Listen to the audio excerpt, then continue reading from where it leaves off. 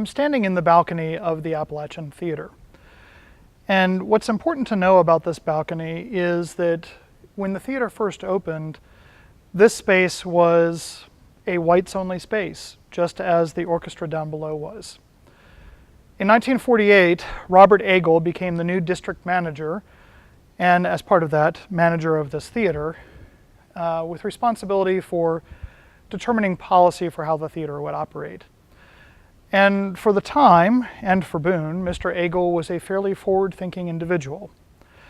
It sounds strange to say that today, but when Mr. Agel decided in 1948 that this would not be a whites-only theater anymore, but instead he would permit African Americans to attend the theater as long as they sat in the balcony, that was progressive for the time.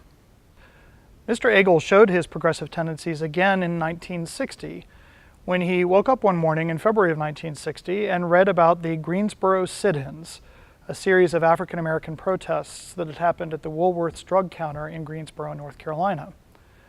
That morning, he came to work and announced to his fellow employees that forever after, the Appalachian Theatre would be a desegregated space, meaning that African Americans could sit wherever they wanted, no longer relegated strictly to balcony seating. In addition, the bathrooms located on the mezzanine level were opened up for use by African American patrons. This too, for its time, was an incredibly progressive stance that Mr. Agel took, given that most public accommodations in Western North Carolina would not desegregate until the mid-1960s.